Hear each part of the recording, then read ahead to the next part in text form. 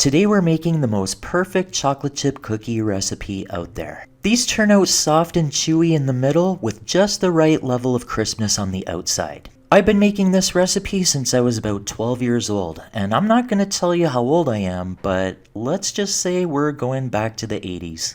Now right here I have some butter and shortening in a bowl, which I popped in my toaster oven just to soften, and look at what happened. I almost practically melted them. You do not want to melt your butter and shortening, just have them nice and soft. But I already know these cookies are still going to turn out anyway, so I'm not going to sweat it.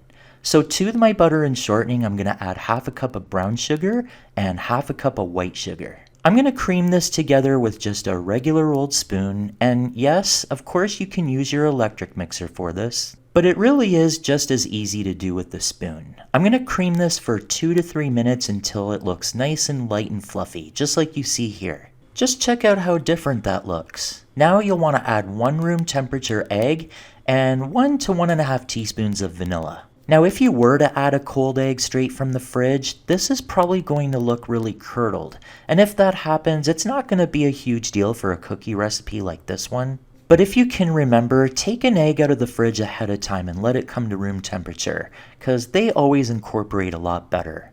Now into a separate bowl, we're going to mix a few dry ingredients. So we're going to start with 1.5 cups of all-purpose flour. And when I weighed my version of 1.5 cups of flour on my scale, it came to 200 grams, for all my friends that like to use weights and not volume. So to that I'm going to add half a teaspoon of baking soda, half a teaspoon of salt, and one secret ingredient that prevents your cookies from overspreading as they bake, 1.5 teaspoons of cornstarch, which wasn't in the original recipe I used to make as a kid. I added it in later and it really improved the texture of my cookies. Now we're going to add those dry ingredients to our creamed butter mixture, but we're only going to do it half at a time. And while we're doing this, I just want to remind you that if you need a printable version of this recipe, I have it up on my blog and I've linked it in the description below the video.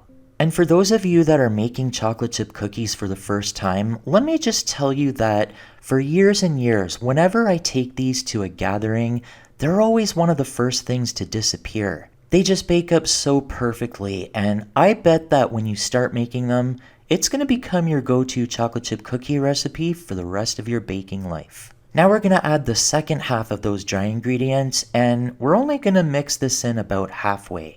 So after about 4 or 5 turns with the spoon, and your mixture is still really dry looking like this, now you'll want to add in your chocolate chips, or in my case, chocolate chunks. And here I have 2/3 of a cup of semi-sweet chocolate chunks, and 1/3 of a cup of milk chocolate. I just find that the chunks have a much creamier texture than the chips do, so I use them quite often. You can also add half a cup of chopped nuts, something I do quite often, but I didn't have any today. Now once all your flour is fully mixed in without over mixing it, now it's time to drop spoonfuls of these onto parchment-lined baking sheet. When I used to work in a bakery, I always used an ice cream scoop to do this, and I do indeed own one of those. But honestly, I just love doing these the old-fashioned way when I make them at home because I like the homemade look. Once your cookies are all portioned out, you can either bake them right away, but for best results, I recommend refrigerating these for 30 to 60 minutes.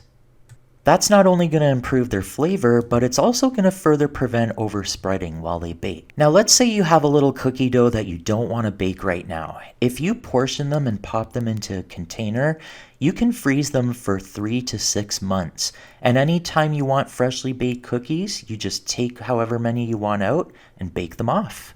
Once my cookies are fully chilled, now I'm going to pop them into my preheated 350 Fahrenheit oven for 12 to 15 minutes.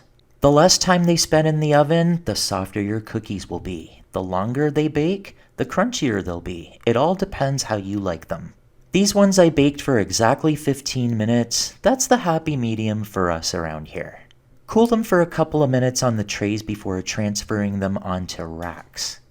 And you can see how perfectly golden brown they are on the bottom with 15 minutes. But that's with my oven. Your oven might be different.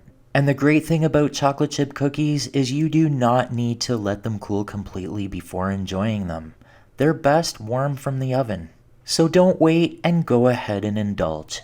You saw how easy it was, and now you'll never buy chocolate chip cookies from a bakery again.